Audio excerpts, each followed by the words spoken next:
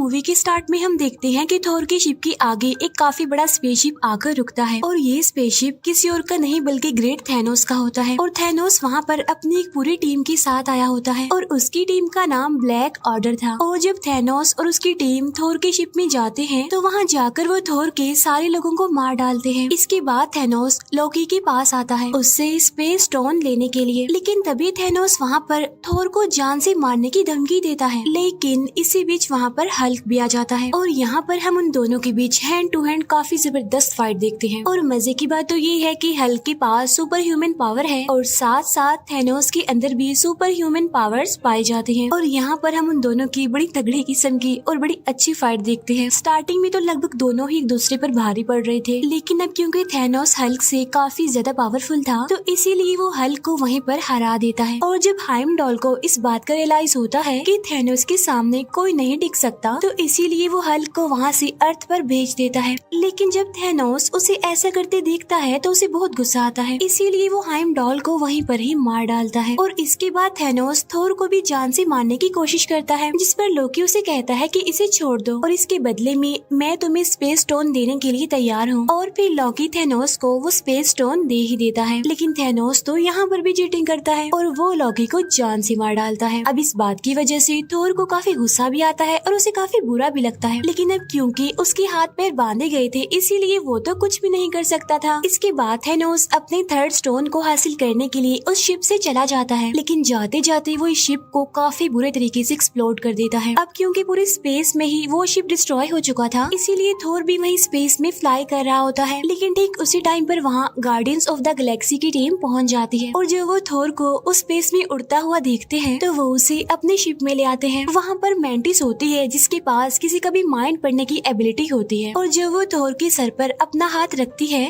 तो उससे पता चलता है कि ये काफी दुखी है, काफी पेन में है क्योंकि इसने बहुत सारे लोगों को खो दिया है। इसलिए इतनी ही देर में थोर की भी आंख खुल जाती है और यहाँ पर वो गार्डियंस ऑफ द गैलेक्सी को रिवील करता है कि थैनोस आ चुका है और अब वो इन्फिनिटी स्टोन्स के पीछे पड़ा हुआ है जिसकी मदद से वो इस पूरी दुनिया को आधा आधा बांट सकता है। यहाँ पर थोर पीटर क्विल को अपनी हेल्प करने के लिए कहता है और वो कहता है कि अगर थैनोस के हाथों में सारे स्टोन्स लग गए तो वो पूरी ही दुनिया को डिस्ट्रॉय कर देगा, सब कुछ खत्म कर देगा। तो इसीलिए वो यहाँ पर अपनी दो टीम्स बना लेते हैं। एक टीम में तो थोर, रॉकेट और ग्रूट होते हैं, मीनवाइल दूसरी टीम में पीटर क्विल, गमोरा, नेब्यूला और ड्रैग्स हो जाते हैं। अब यहाँ पर थोर पीटर क्विल को कहता है कि जब तक मेरे पास मेरा हथियार यानी मेरा हैमर नहीं होगा तब तक मैं थैनोस का कुछ नहीं बिगाड़ सकता। तो इसीलिए उसे अपना हैमर लेने के लिए निडाविलियर जाना पड़ता है। दूसरी तरफ पीटर क्विल, गमोरा और नेब्यूला नोवेयर में पहुँच जाते हैं और ये वो जगह थी जहाँ पर दी कलेक्टर रहता था क्योंकि कलेक्टर के पास ही थर्ड स्टोन यानी दी रियलिटी स्टोन था। इसके बाद हम देखते हैं कि हल्क को हाइमडॉल ने अर्थ पर भेज दिया था और जब वो अर्थ पर आता है तो वो न्यूयॉर्क सेंटर में आकर गिरता है उस जगह पर जहाँ पर डॉक्टर स्ट्रेंज और वोंग थे। और जब हल्क उन दोनों को देखता है तो बताता है कि थैनोस आ गया है और अब हमें कोई नहीं बचा सकता। तब उसे इतना घबराया हुआ देखकर डॉक्टर स्ट्रेंज भी घबरा जाते हैं। इसके बाद डॉक्टर स्ट्रेंज ब्रूस बैनर यानी हल्क के साथ टोनी स्टार्क यानी आयरन मैन से हेल्प मांगने जाता है। वहाँ पहुंचकर ये दोनों टोनी स्टार्क को बताते हैं कि थैनोस आ गया है और वो इन्फिनिटी स्टोन्स के पीछे पड़ गया है जिसकी वजह से पूरे यूनिवर्स और अर्थ को खतरा है और अगर उसने ये सारे स्टोन्स हासिल कर लिए तो हमारा ये अर्थ खतरे में पड़ सकता है। अब यहाँ पर मैं आपको इन स्टोन्स के बारे में थोड़ी सी डिटेल्स बता देती हूँ। पहले नंबर पर आता है पावर स्टोन। इसके अंदर ये पावर होती है कि ये किसी भी इंसान की पावर को कम भी कर सकता है और ज्यादा भी कर सकता है। सेकंड नंबर पर आता है स्पेस स्टोन। इसके अंदर ये पावर होती है कि ये किसी भी चीज को एक जगह से दूसरी जगह ट्रांसफर कर सकता है इजीली, जैसा कि स्पेस में ऐसा होता रहता है। थर्ड नंबर पर है दी रियलिटी स्टोन। अब इस स्टोन के अंदर ये पावर होती है कि किसी भी रियलिटी को बदल सकता है। इट्स मीन आप क्लाइमेट को अपनी मर्जी के मुताबिक चेंज कर सकते हैं।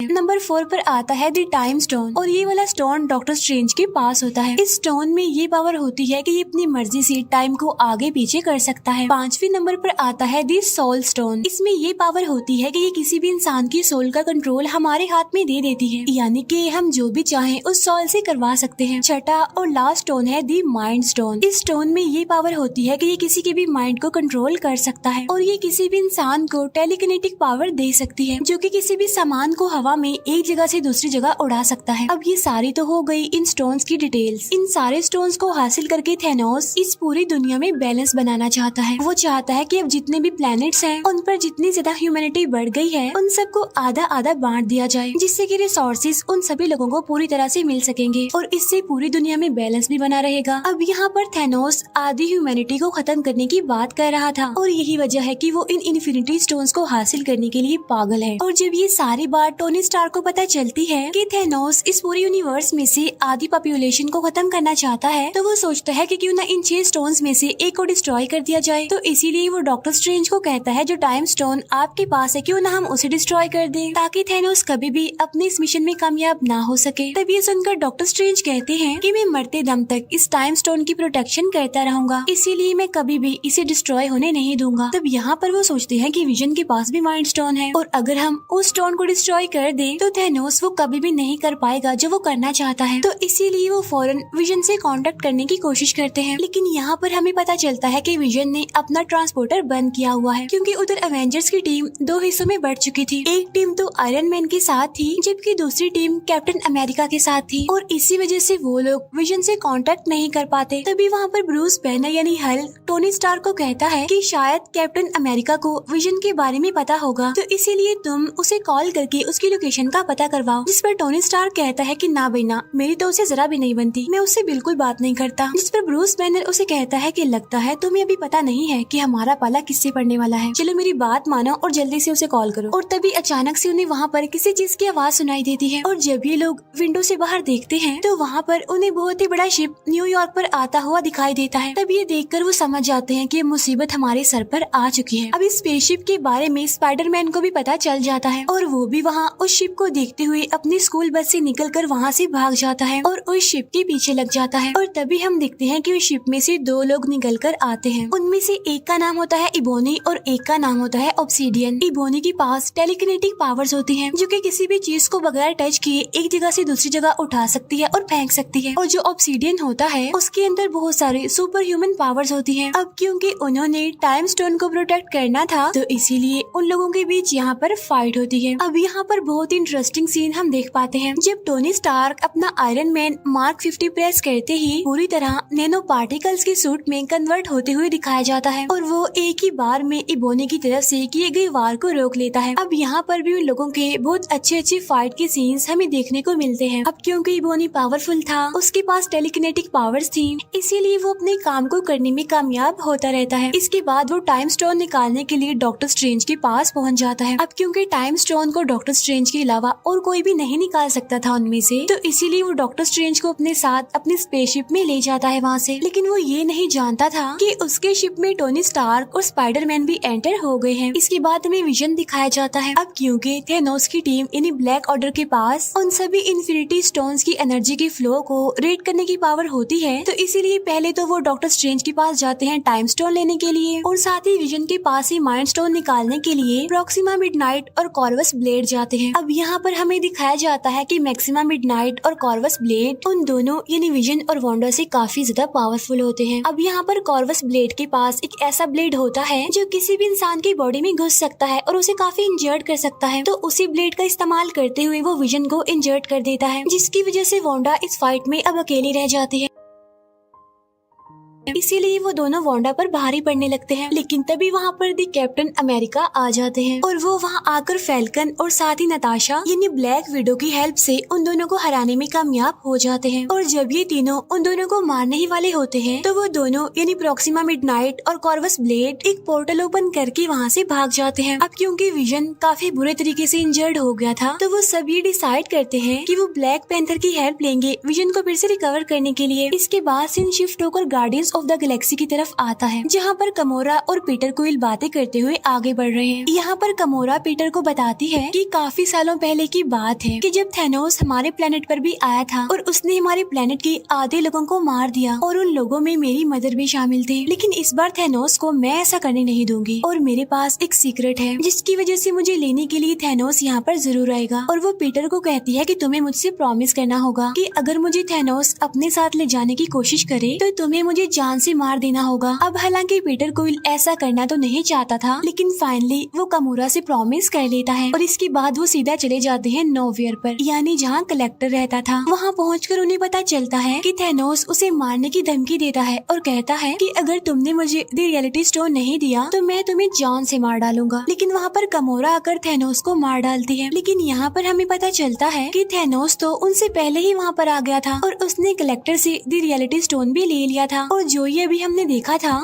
वो असल में थैनोस ने एक एक्स्ट्रा एंटिटी क्रिएट की थी सिर्फ कामोरा को अपने ट्रैप में फंसाने के लिए। जब पीटर क्विल को ये बात पता चलती है कि थैनोस कामोरा को अपने साथ ले जाने वाला है तो वो कामोरा को अपनी गन से शूट करने की कोशिश करता है, लेकिन थैनोस उसकी गन में से बुलेट्स की बजाय बबल्स बना देता है। इसके बाद वो कामोरा को वहाँ से लेकर निकल जाता है। इसके बाद हमें उसी बड़ी सी स्पेसशिप का सीन दिखाया जाता है, यानी जो न्यूयॉर्क में आई थी, जहाँ पर इबोनी डॉक्टर स्ट्रेंज के साथ होता है। लेकिन अब क्योंकि उस स्पेसशिप में हमारे आयरन मैन और स्पाइडरमैन भी होते हैं तो इसीलिए वो कुछ मुश्किलात का सामना करने के बाद डॉक्टर स्ट्रेंज को बचा ही लेते हैं। साथ साथ वो इबोनी को स्पेस में मरने के लिए छोड़ देते हैं। अब यहाँ पर उन लोगों के बीच डिस्कशन होने लगती है। अब यहाँ पर टोनी स्टार्क डॉक्टर स्ट्रेंज को कहते हैं कि मैं थैनोस को इस टाइम स्टोन के लिए अर्थ पर लाकर बहुत सारे लोगों को मरने नहीं दे सकता, और अगर वो ये टाइम स्टोन लेना चाहता है तो उससे लड़ने के लिए हमें उसे कहीं और बुलाना पड़ेगा। अब क्योंकि थैनोस टाइटन प्लेनेट से आया था तो इसीलिए वो लोग टाइटन प्लेनेट पर जाकर थैनोस से लड़ने का डिसाइड करते हैं। इसके बाद हमें थैनोस और कामोरा दिखाए जाते हैं जो कि दोनों वॉरमिर में होते हैं, जहाँ पर उनकी मुलाकात होती है रेड स्कल से। यहाँ पर हमें रेड स्कल सोल स्टोन का गेट कीपर दिखाया गया है। यहाँ पर थैनोस रेड स्कल से पूछता है कि सोल स्टोन को कैसे हासिल किया जाता है। तब रेड स्कल थैनोस को बताता है कि सोल स्टोन सारे स्टोन्स में से सबसे ज्यादा पावरफुल है, लेकिन इस स्टोन को हासिल करने के लिए हमें किसी को सेक्रीफाइस करना पड़ता है। क्योंकि वो एक सोल स्टोन है इसीलिए सोल के बदले सोल, यानी सोल स्टोन को हासिल करने के लिए एक जान की कुर्बानी। और यहाँ पर थैनोस अपनी बेटी कामोरा को सेक्रीफाइस कर देता है और यहाँ पर अब उसके पास चौथा स्टोन यानी सोल स्टोन भी आ जाता है। इसके बाद हमें थोर, ग्रूट और रॉकेट दिखाए जाते हैं जो कि एक ऐसे एरिया में पहुँचते हैं जहाँ पर छोटे लोग यानी बोने रहते हैं, क्योंकि बोने ही तो सबसे अच्छे वेपन्स बना सकते हैं। यहाँ पर हम ये जान पाते हैं कि जब उन बोनों ने थोर का वेपन यानी हथौड़ा बनाया था तो थैनोस ने उस जगह की सारी भट्टियों को भी डिस्ट्रॉय कर दिया था और साथ साथ उन सभी बोनों में से सिर्फ एक को ही वहीं पर जिंदा छोड़ दिया था। और जब थोर को ये बात पता चलती है तो वो उनमें से एक बोने को उसकी हेल्प करने के लिए कहता है, जिस पर वो बोना कहता है कि सॉरी मैं तुम्हारी हेल्प नहीं कर सकता, क्योंकि अगर मैंने ऐसा किया और थैनोस को पता चल गया तो वो मुझे और इस पूरे प्लेनेट को डिस्ट्रॉय कर देगा। लेकिन जब थोर उसे ये कहता है कि अगर मुझे मेरा हैमर मिल गया तो मैं थैनोस को जरूर हरा दूंगा, तब ये बात सुनकर फाइनली वो बोना थोर की हेल्प करने के लिए एग्री हो जाता है।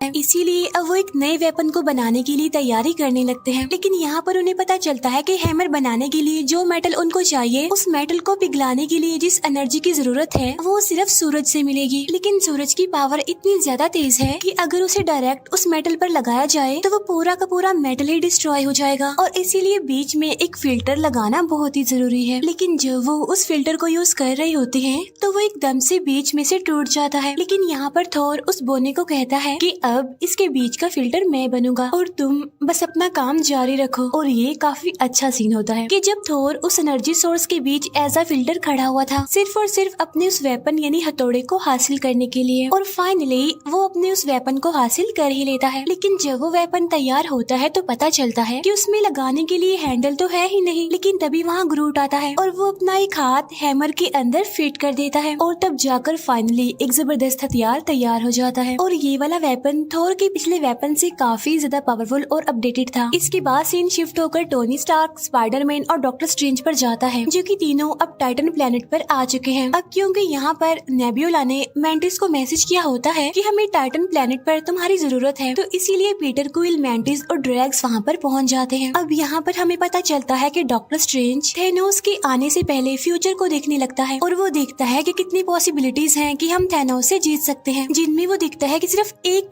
पॉसिबिलिटी है जिसमें कि वो थैनोस से जीत सकते हैं। और ठीक उसी टाइम पर हम वहाँ पर थैनोस को देखते हैं जो कि टाइटन प्लेनेट पर डॉक्टर स्ट्रेंज से टाइम स्टोन को लेने के लिए पहुँच चुका था। इसके बाद हमें captain America, vision, Bruce banner और वोंग दिखाए जाते हैं जो कि विजन के साथ वकांडा पहुँच जाते हैं, जिन्हें लीड करने वाला कोई और नहीं बल्कि ब्लैक पैंथर था। यहाँ पर हमें पता चलता है कि वो सब माइंड स्टोन को डिस्ट्रॉय करने के लिए यहाँ पर आए हैं। और तभी वहाँ पर शूरी जो कि ब्लैक पैंथर की सिस्टर होती है वो उन सबसे कहती है कि हाँ, मैं माइंड स्टोन को विजन से अलग तो कर सकती हूँ, लेकिन मुझे ऐसा करने के लिए टाइम चाहिए। तब वो लोग कहते हैं कि ठीक है, हम यहाँ पर आने वाली बाकी ब्लैक ऑर्डर टीम से मुकाबला करेंगे, तब तक तुम विजन से माइंड स्टोन को निकालने की कोशिश करो। और तभी हम जान पाते हैं कि थैनोस की पूरी ब्लैक ऑर्डर टीम विजन से उस माइंड स्टोन को हासिल करने के लिए वहाँ पर पहुँच जाती है, जिन्हें लीड कर रहे थे प्रॉक्सिमा मिडनाइट, कॉर्वस ब्लेड और ऑब्सीडियन। वहाँ उन तीनों की प्रेजेंस को देखते हुए उन सभी अवेंजर्स को ये लग रहा था कि उनका पलड़ा भारी है, लेकिन वहाँ पर ब्लैक पैंथर एक बहुत ही बड़ा डोम बना देता है जिसकी मदद से उन सभी के ऊपर एक प्रोटेक्शन का जैसे एक सर्कल बन जाता है। लेकिन जब उन्हें ये पता चलता है कि ब्लैक ऑर्डर की टीम की तादाद काफी ज्यादा है और वो किसी भी टाइम पीछे के दरवाजे से आकर विजन पर हमला कर सकते हैं, तब फाइनली वो डिसाइड करते हैं कि हम सामने के दरवाजे को थोड़ा सा खोल देंगे, जिसमें से उस पूरी की पूरी ब्लैक ऑर्डर टीम हमारे सामने आएगी। इस तरह से हम उन्हें लड़ाई करने में बिजी रखेंगे और तब तक शूरी विजन से उस माइंड स्टोन को निकाल देगी। इसके बाद सामने का वो दरवाजा खोल दिया जाता है, जहाँ पर पूरी की पूरी ब्लैक ऑर्डर टीम उन सभी अवेंजर्स से लड़ने लगती है। यहाँ पर हम ये जान पाते हैं कि हल्क अपने असली रूप में आना ही नहीं चाहता, क्योंकि ब्रूस बैनर हल्क वाले रूप में तभी आता था जब उसे किसी से लड़ाई करनी पड़ती थी, वरना मोस्टली वो ब्रूस बैनर के रूप में ही रहता है। इसके अलावा ये भी कहा जाता है कि अब वो थैनोस से बहुत ज्यादा डरने लग गया था और ये वजह भी थी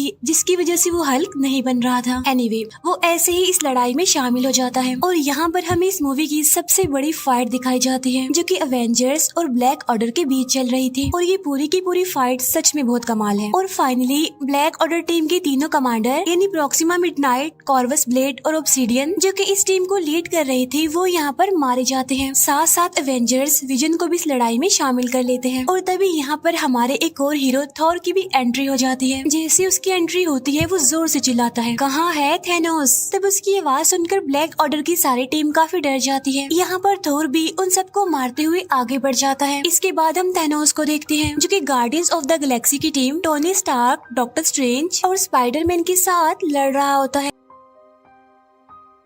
अब हालांकि वो लोग थैनोस को काबू करने और उसके हाथ से गोल्ड आर्मर निकालने की काफी कोशिश करते हैं, लेकिन थैनोस तो इतना ज्यादा पावरफुल होता है कि वो सभी को मारना शुरू कर देता है। किसी को भी वो अपने आगे टिकने नहीं दे रहा था। लेकिन इस फाइट के बीच एक टाइम ऐसा भी आता है जब वो पूरी टीम थैनोस को पकड़ ही लेती है और स्पाइडरमैन उसके हाथ से वो गोल्ड आर्मर निकालने की कोशिश करता है। लेकिन यहाँ पर पीटर क्वाइल एक काफी बड़ी गलती कर देता है। वो थैनोस के पास आकर उसे पूछता है कि तुमने गमोरा का क्या किया, और वो थैनोस के मुंह पर अपनी गन और पंच से मारना शुरू कर देता है, जिसकी वजह से थैनोस फिर से होश में आ जाता है और वो फिर से अपना गोल्ड आर्मर पहनकर उन सबको मारने लगता है, उन पर भारी पड़ने लगता है। अब यहाँ पर हम एक और बड़ी जबरदस्त फाइट देखते हैं जहाँ पर हमारे टोनी स्टार्क यानी आयरन मैन थैनोस से लड़ रहे होते हैं। अब आयरन मैन का ये सूट काफी पावरफुल था, इसीलिए उनके बीच एक जबरदस्त टेक्निकल फाइट चलने लगती है। अब हालांकि यहाँ पर थैनोस की बॉडी से खून का सिर्फ एक ड्रॉप निकलता है, लेकिन इस वजह से उसे इतना ज्यादा गुस्सा आ जाता है कि वो टोनी स्टार्क को उसी के ब्लेड से काफी इंजर्ड कर देता है और उसे जान से मारने लगता है। लेकिन तब डॉक्टर स्ट्रेंज थैनोस को कहता है कि तुम इसे मत मारो, तुम इसे छोड़ दो, और अगर तुम इसे छोड़ दोगे तो मैं टाइम स्टोन तुम्हें दे दूंगा। अब हालांकि यहाँ पर टोनी स्टार्क डॉक्टर स्ट्रेंज को ऐसा करने से मना करता है, लेकिन यहाँ पर टोनी स्टार्क यानी आयरन मैन की जान बचाने के लिए डॉक्टर स्ट्रेंज को ये सैक्रिफाइस करना ही पड़ता है और अपना टाइम स्टोन थैनोस को दे देता है। और जैसे ही थैनोस को उसका 5वां स्टोन मिलता है तो वो खुशी से दहाड़ने लगता है। इसके बाद वो स्पेस स्टोन को यूज करते हुए वहाँ से निकल जाता है और सीधा वहाँ से पहुँचता है अर्थ पर यानी वकांडा में, जहाँ पर पहले ही ब्लैक ऑर्डर और एवेंजर्स के बीच फाइट चल रही थी। उधर विजन और वांडा के बीच डिस्कशन चल रही होती है। यहाँ पर विजन वांडा को कहता है कि अगर थैनोस यहाँ पर आकर मुझे जान से मारकर माइंड स्टोन लेगा तब भी मैं मर जाऊंगा, और अगर तुम ये स्टोन निकाल दोगी तब भी मैं मर जाऊंगा, तो क्यों ना तुम ही स्टोन को निकाल कर मुझे आजादी दो। इसके बाद इस माइंड स्टोन को डिस्ट्रॉय कर दो, जिससे होगा ये कि थैनोस जो करना चाह रहा है वो उसमें नाकामयाब हो जाएगा। अब यहाँ पर वांडा ना चाहते हुए भी विजन के सर से वो माइंड स्टोन निकालने की कोशिश करती है और फाइनली वो उस माइंड स्टोन को निकालने में कामयाब भी हो जाती है। लेकिन जैसे ही वो उसे डिस्ट्रॉय करने लगती है तो वहाँ पर थैनोस आ जाता है, जो यहाँ पर आकर टाइम को रिवर्स करता है, यानी टाइम को पीछे कर देता है। यानी उस टाइम में जब वो माइंड स्टोन विजन के सर पर लगा हुआ था और वो विजन के सर से माइंड स्टोन ले लेता है और उसे अपने गोल्ड आर्मर में पहन लेता है। अब यहाँ पर थैनोस वो सारे स्टोन्स ले चुका था, लेकिन तभी वहाँ पर थोर आ जाता है और वो अपने हैमर को थैनोस पर दे मारता है। लेकिन यहाँ पर थैनोस थोर से कहता है कि थोर, तुमने गलती कर दी, तुम्हें इस हैमर को मेरे सर पर मारना चाहिए था। और तभी यहाँ पर थैनोस